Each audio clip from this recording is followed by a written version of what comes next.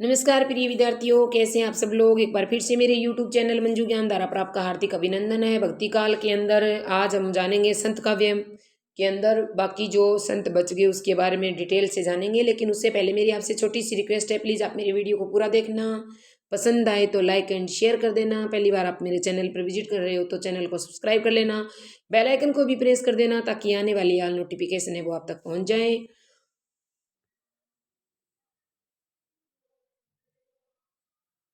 भक्ति काल के अंदर संत काव्य में सबसे पहले हम गुरु नानक देव जी को जानेंगे। भी गुरु नानक देव का जन्म कब हुआ, मृत्यु कब हुई, किस स्थान पर हुआ, ये सब अच्छे से देखो। वहाँ पे गुरु नानक देव का जन्म 1469 ईस्वी के अंदर हुआ, मृत्यु 1538 ईस्वी में आपको याद रखना है, ठीक है। गुरु नानक जी का जन्म आपसे पूछ लिया जाए 1469 बताना है, और मृत्यु पूछ ली जाए तो 1538 आपको आंसर देना है, ठीक है। और नेक्स्ट आप देखो, जन्म स्थान आपसे पूछ लिया जाए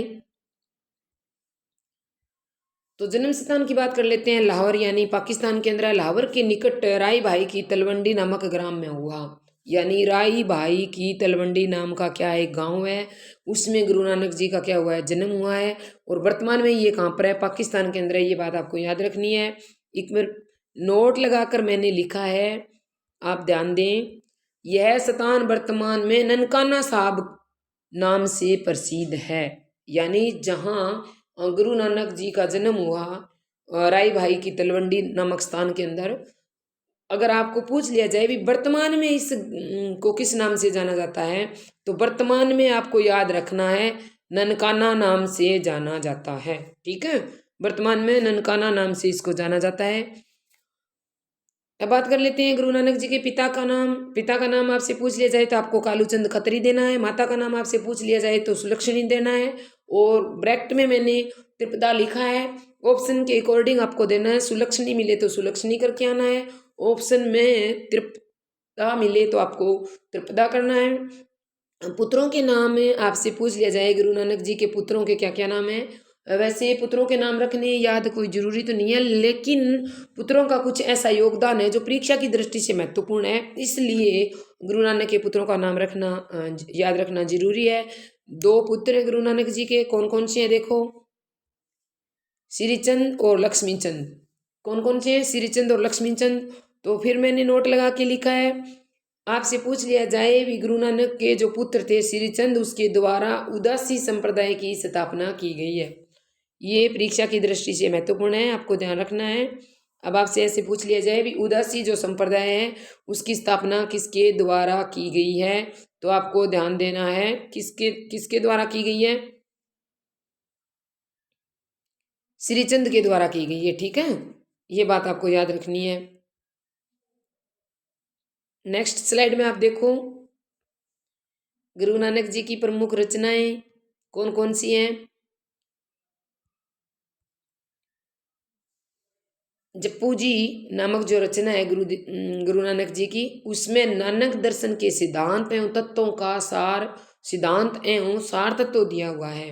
भी आपसे पूछ लिया जाए गुरु नानक जी की ऐसी कौन सी रचना है जिसमें नानक दर्शन के सिद्धांत एवं सार तत्व दिया गया है, इस तो आपको बताना है जप्पू जी है। ये परीक्षा की दृष्टि से महत्वपूर्ण है। उसके बाद आशा दीवार है, और उसके बाद है रईरास है, और सोहिला है, और नसीहतनामा है।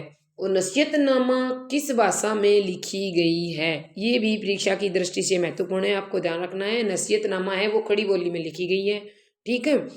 अब महत्वपूर्ण तथ्य के बारे में बात करते हैं। गुरु नानक से लेकर कौन कौन से महत्वपूर्ण तथ्य बनते हैं देखो।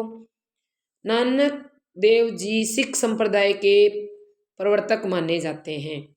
सिख संप्रदाय के प्रवर्तक किसको माना जाता है, आपको ध्यान देना है। सिख संप्रदाय के प्रवर्तक किसको माना जाता है, किसको माना जाता है, नानक जी को माना जाता है। और प्रथम ये सिखों के गुरु माने जाते हैं। जो नानक जी हैं वो सिख संप्रदाय के प्रवर्तक माने जाते हैं, प्रथम सिखों के गुरु माने जाते हैं, आपको ध्यान रखना है। और नानक देव जी की जो काव्य भाषा है वो 3 रूपों में प्रचलित है। कितने रूपों में प्रचलित है काव्य भाषा, 3 रूप के अंदर प्रचलित है। कौन कौन से देखो आप, एक हिंदी, 2 पंजाबी, तीसरा फारसी बहुल पंजाबी, यानी ऐसी पंजाबी जिसमें फारसी का बहुलता प्रयोग किया गया है। यानी नानक जी की काव्य भाषा को 3 रूपों में प्रचलित किया गया है। कौन कौन सी? एक हिंदी के रूप में, दूसरा पंजाबी के रूप में, और तीसरा फारसी बहुली पंजाबी, यानी ऐसी पंजाबी जिसमें फारसी का बहुत अधिक प्रयोग किया गया है। ये बात आपको ध्यान रखनी है।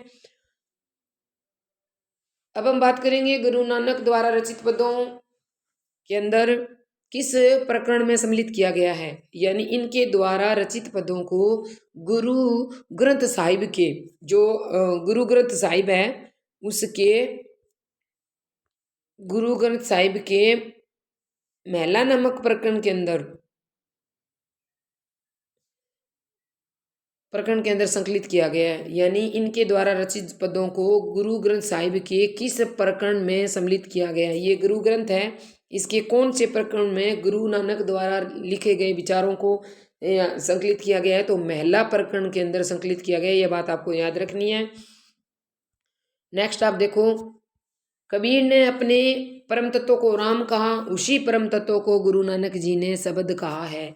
यानी कोई भी संत अपने विचारों की अभिव्यक्ति करने के लिए किसी न किसी परम तत्व का सहारा लेता है। ठीक है, तो कबीर जी के साथ अगर हम गुरु नानक जी की तुलना करके देखें तो कबीर ने अपने परम तत्व को, जिस परम तत्व का कबीर जी ने सहारा लिया अपने विचारों को अभिव्यक्त करने के लिए, अपने विचारों को आगे बढ़ाने के लिए, वो परम तत्व राम है। कबीर ने अपने परम तत्व को क्या नाम दिया? राम नाम दिया। उसी परम तत्व को गुरु नानक जी ने शब्द कहा है। ये बात याद रखनी है, परीक्षा की दृष्टि से महत्वपूर्ण है। यानी कोई भी संत अपने विचारों को व्यक्त करने के लिए, अपने विचारों को और अधिक प्रचलित या प्रचार प्रसार करने के लिए जिस परम तत्व का सहारा लेते हैं, तो कबीर जी ने किस परम तत्व का सहारा लिया? राम का। यानी जिस परम तत्व का सहारा लिया उसको क्या नाम दिया? राम नाम दिया।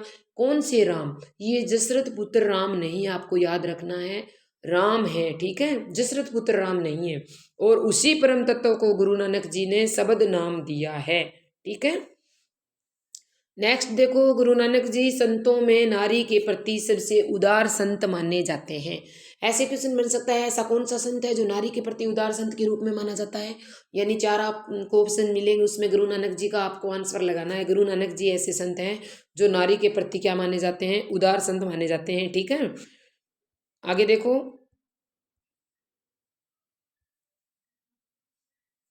मुसलमान जो शासक थे उसका प्रत्यक्ष विरोध करने वाले संत किसको माना जाता है?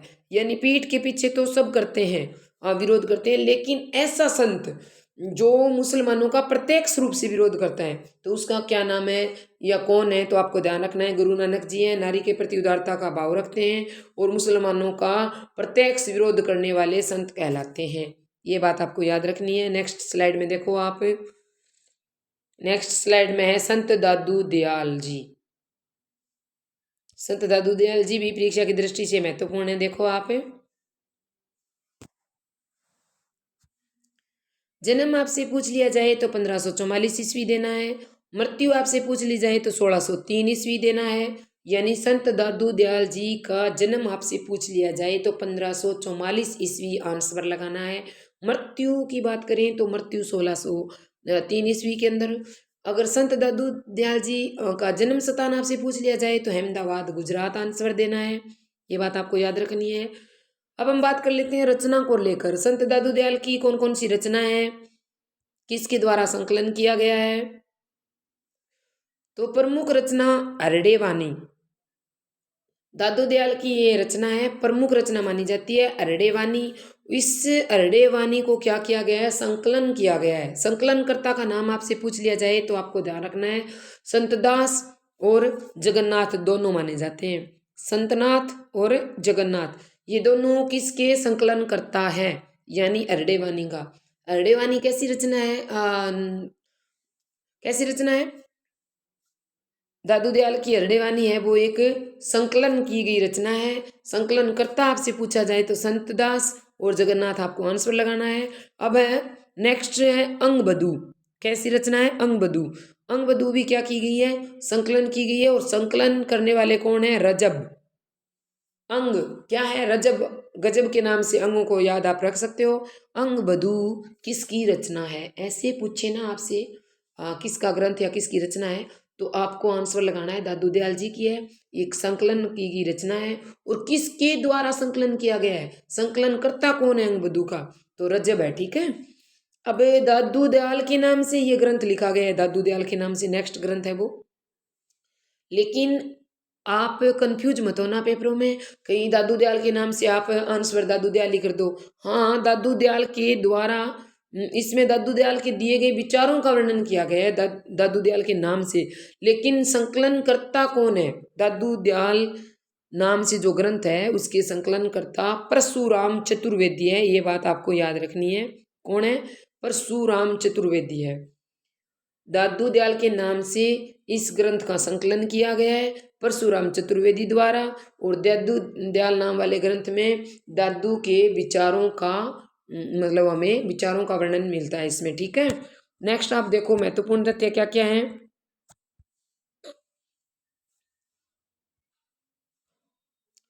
दादूपंथ या परम ब्रह्मा संप्रदाय के प्रवर्तक पूछ लिया जाए तो दादू दयाल जी हैं, आपको बताना है। और सत्संग स्थल, जब ये दादू दयाल वाले जो सत्संग करते हैं, सत्संग स्थल को क्या कहा जाता है, तो अलख दरीबा नाम दिया गया है, ये बात भी आपको याद रखनी है। और राजस्थान के प्रथम संत आपसे पूछ लिया जाए भी, राजस्थान के प्रथम संत या राजस्थान के कबीर के नाम से किसको जाना जाता है, तो राजस्थान के नाम से अगर आए तो संत तो वैसे बहुत सारे हैं, लेकिन राजस्थान अगर नाम मिले ना आपको तो ध्यान रखना है राजस्थान के प्रथम संत और राजस्थान के कबीर किसको कहा जाता है, दादू दयाल जी को कहा जाता है। नेक्स्ट देखो आप, मुख्य पीठ आपसे पूछ ली जाए तो नारायणा या नरेना जयपुर के अंदर है, ये बात आपको याद रखनी है। दादू दयाल की मुख्य पीठ आपसे पूछी जाए तो नारायणा या नरेना जयपुर में बताना है। दादू दयाल के पुत्रों की बात करें तो पुत्र हैं, एक तो है गरीबदास और दूसरा है बख्शी कनदास। ठीक है, ये आपको याद रखना है। काव्य भाषा कैसी है दादू दयाल की, तो काव्य भाषा है वर्ज, और जिसमें राजस्थानी एवं खड़ी बोली का मिश्रण आपको मिलेगा। यानी काव्य भाषा की बात करें, दादू दयाल की काव्य भाषा है वो वर्ज भाषा है, जिसमें राजस्थानी और खड़ी बोली का मिश्रण किया गया है। ठीक है, नेक्स्ट आप देखो,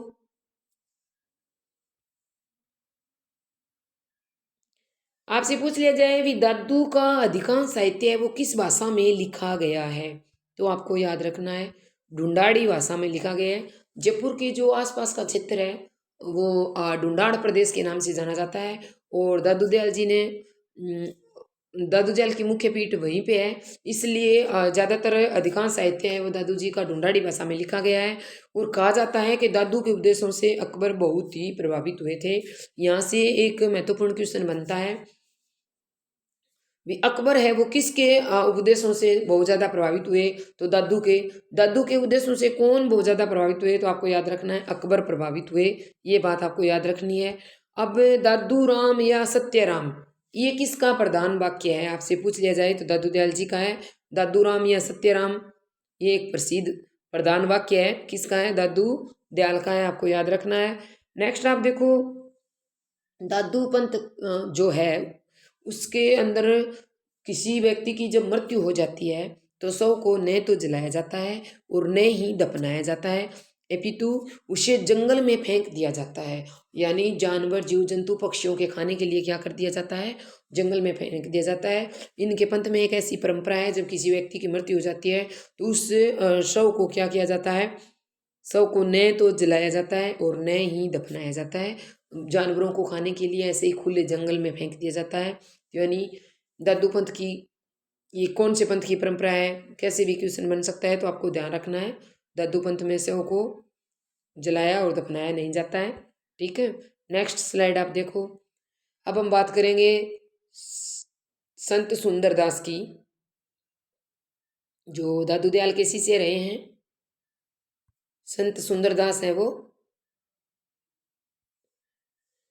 संत सुंदरदास की जन्म को लेकर बात करें तो जन्म 1596 ईस्वी में हुआ। मृत्यु आपसे पूछ ली जाए तो 1689 ईस्वी लगाना है आपको। अगर संत सुंदरदास का जन्म स्थान आपसे पूछ लिया जाए तो दौसा, सुंदरदास, दास के नाम से याद रख सकते हो, दास से दौसा, यानी राजस्थान। इनका सुंदरदास जी का जन्म स्थान कौन सा है? दौसा राजस्थान के अंदर है। और गुरु का नाम आपसे पूछा जाए तो दादू दयाल लगाना है। संत सुंदरदास के गुरु का नाम दादू दयाल है। 6 वर्ष की आयु में ही दादू के क्या बन गए थे? शिष्य बन गए थे, ये आपको याद रखना है। कितनी वर्ष की उम्र में दादू के चेले बन गए? 6 वर्ष की उम्र में ही, आपको याद रखना है, ठीक है। जन्म पूछा जाए तो 1596, मृत्यु पूछी जाए तो 1889, जन्म स्थान दौसा राजस्थान, गुरु का नाम पूछा जाए तो दादू दयाल। और कितनी वर्ष की उम्र में ही दादू के शिष्य बन गए सुंदरदास जी? 6 वर्ष की उम्र में ही बन गए, ठीक है। नेक्स्ट आप देखो, सुंदरदास के पिता का नाम आपसे पूछा जाए तो परमानंद खंडेलवाल है। क्या है? परमानंद खंडेलवाल है। जाति से सुंदरदास जी क्या थे? बनिया थे, ये बात भी आपको याद रखनी है। पिता का नाम परमानंद खंडेलवाल है। और जाति आपसे पूछी जाए सुंदरदास की तो बनिया जाति आपको लगाना है। प्रमुख रचना की बात करें तो कुल तो 42 ग्रंथ लिखे थे। कितने? सुंदरदास जी ने 42 ग्रंथ लिखे थे, लेकिन उनमें से प्रसिद्ध आपसे पूछ लिया जाए तो एक तो है ज्ञान समुंदर, दूसरा है सुंदर विलास। ये दो मुख्य रचना मानी जाती है, ज्ञान समुंदर और सुंदर विलास। इनके द्वारा रची गए कुल कितने ग्रंथ है? 42 ग्रंथ है, जिनमें से ये दो मुख्य रूप से सुप्रसिद्ध बोलो या दो प्रमुख ग्रंथ मानो, कौन से हैं? ज्ञान समुंदर और सुंदर विलास, ठीक है। कुल अगर रचना आपसे पूछ ली जाए सुंदरदास की तो 42 बताना है। जो सुंदरदास जी है उनकी रचनाओं का संकलन किसके द्वारा किया गया, किस नाम से किया गया? तो सुंदरदास की रचनाओं का संकलन है वो पुरोहित हरि नारायण शर्मा के द्वारा किया गया। पुरोहित हरि नारायण शर्मा के द्वारा किया गया, ये बात आपको याद रखनी है। और किस नाम से किया गया? सुंदर ग्रंथावली के नाम से किया गया, ठीक है। किस नाम से किया गया? सुंदर ग्रंथावली के नाम से किया गया और पुरोहित हरि नारायण के द्वारा किया गया। अब क्वेश्चन कैसे बनता है देखो, यानी सुंदरदास जी की जो रचनाएं हैं उसका संकलन है वो किसके द्वारा किया गया? तो पुरोहित हरि नारायण शर्मा के द्वारा किया गया। किस नाम से किया गया? सुंदर ग्रंथावली के नाम से किया गया, ये बात आपको याद रखनी है। नेक्स्ट स्लाइड आप देखो,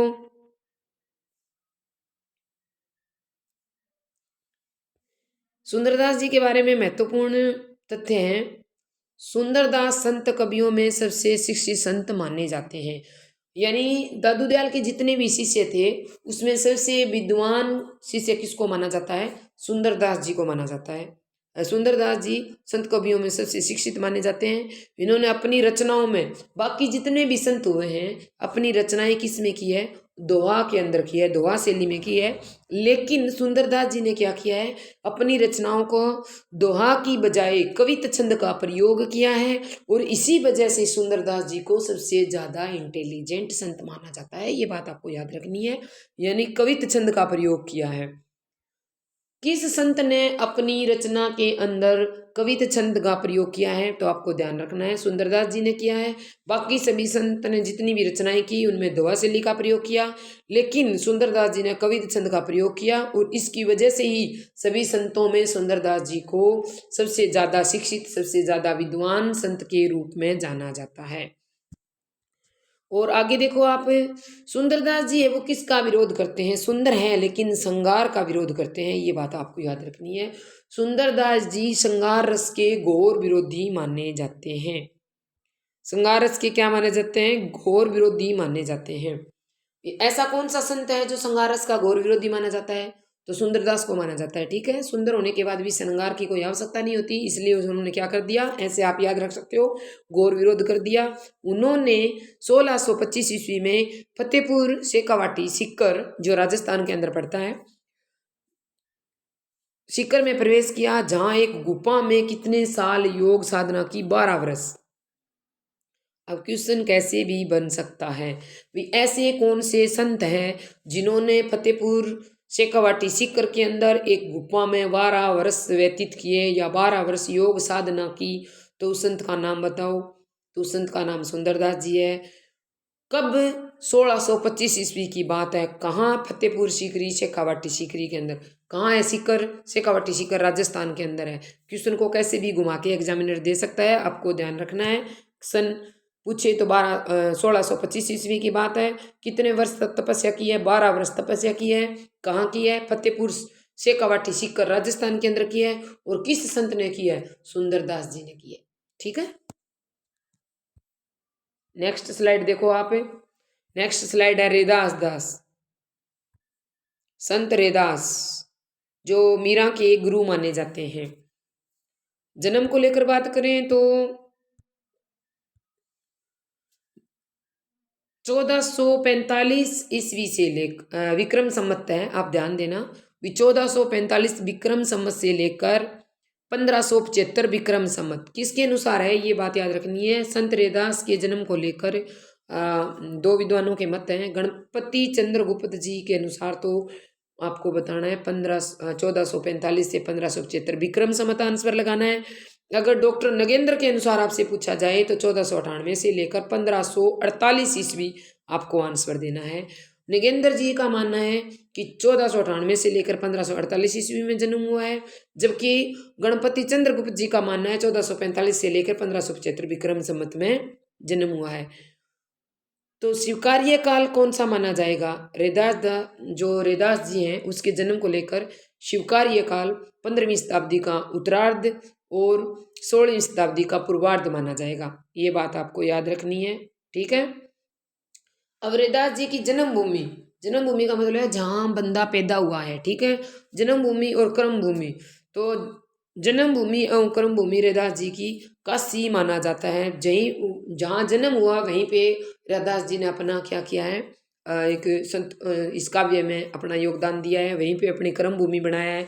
अन्य नाम है रविदास, रैदास को अन्य नाम रविदास के नाम से जाना जाता है, नाम से ही है, ठीक है। गुरु का नाम आपसे पूछ लिया जाए तो आपको आंसर लगाना है। रैदास के गुरु का नाम रामानंद है। रामानंद के 12 प्रमुख शिष्यों का उल्लेख मिलता है। अब आपसे पूछ लिया जाए भी रामानंद जी के कुल कितने शिष्य हैं, तो आपको आंसर देना है 12 है।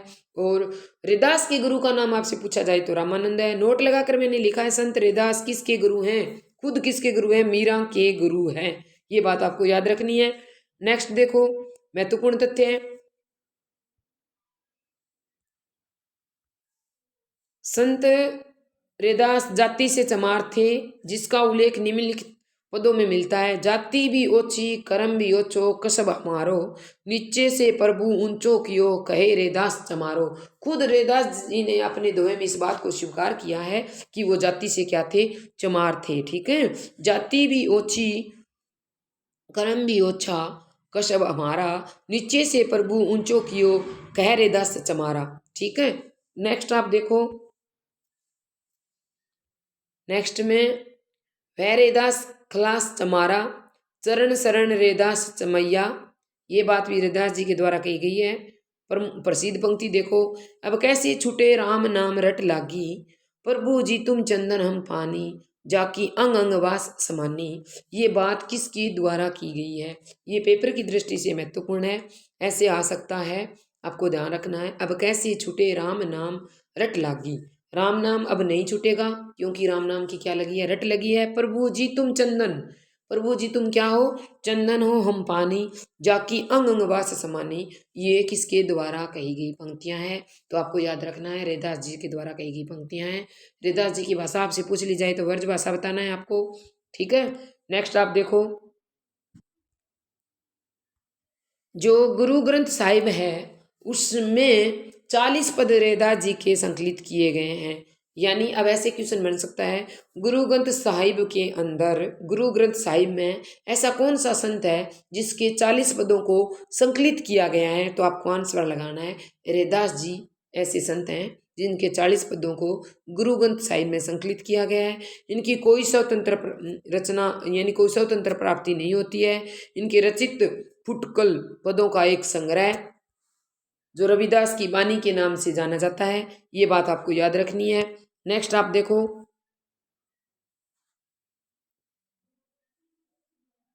रविदास की वाणी के नाम से संतवाणी सीरीज में संकलित किया गया है, ये बात आपको याद रखनी है। रैदास एक विवाहित संत थे, उसकी पत्नी का नाम लोना था। यानी जितने भी रामानंद के जो शिष्य हुए हैं उनमें रैदास भी एक मुख्य शिष्य है। लेकिन कैसे संत थे, विवाहित संत थे, पत्नी का नाम क्या था, लोना था, ये बात आपको याद रखनी है। नेक्स्ट देखो आप, चित्तौड़गढ़ राजस्थान के अंदर कुम श्याम मंदिर में इनकी क्या बनी हुई है, छतरी बनी हुई है, ये बात आपको याद रखनी है। यानी ऐसा पूछ लिया जाए भी चित्तौड़गढ़ राजस्थान के कुम श्याम मंदिर के अंदर किस संत, कौन से संत की छतरी बनी हुई है, तो आपको याद रखना है रैदास जी की छतरी बनी हुई है। ऐसा भी कहा जाता है कि सिकंदर लोदी ने उनको दिल्ली आने हेतु आमंत्रित किया था। अब आप देखो क्वेश्चन ऐसे बनता है भी सिकंदर लोदी जी ने दिल्ली आने के लिए किसको आमंत्रित किया, तो रैदास संत को आमंत्रित किया। किसने किया, सिकंदर लोदी ने किया। कहाँ आने के लिए, दिल्ली आने के लिए। ठीक है, नेक्स्ट आप देखो,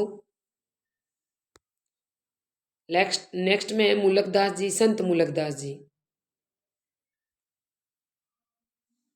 जन्म आपसे पूछा जाए तो 1574 ईस्वी लगाना है। मृत्यु 1682 ईस्वी। रैदास मुलकदास जी का जन्म 1574 ईस्वी, मृत्यु 1682 ईस्वी। मुलकदास जन्म स्थान आपसे पूछा जाए तो कड़ा ग्राम, इलाहाबाद, प्रयागराज, उत्तर प्रदेश के अंदर माना जाता है। ये बात आपको याद रखनी है। गुरु का नाम आपसे पूछ लिया जाए तो पुरुषोत्तम नाम है। और किसके अनुसार, जो मुलकदास जी ने सुख सागर पुस्तक लिखी, जो रचना की, उसके अनुसार अपने गुरु का नाम बताया पुरुषोत्तम दास। ये बात आपको याद रखनी है। अब मुख्य रचना देखो आप कौन कौन सी है। वैसे तो सारी इंपॉर्टेंट है, लेकिन परीक्षा की दृष्टि से आपको याद रखनी है ज्ञान बोध, ये सबसे महत्वपूर्ण है, ये सबसे महत्वपूर्ण रचना है। रतन खान, ये भी याद रखनी है आपको। ये मुलकदास की रचनाएं हैं, आपको याद रखना है। ज्ञान बोध सबसे महत्वपूर्ण रचना है। रतन खान है, भक्ति विवेक है, भगत बछावली है, ज्ञान प्रोची है, बारखड़ी है, ध्रुव चरित है, ब्रज लीला है, राम अवतार लीला है, विवय बुद्धि है, सुख सागर है, और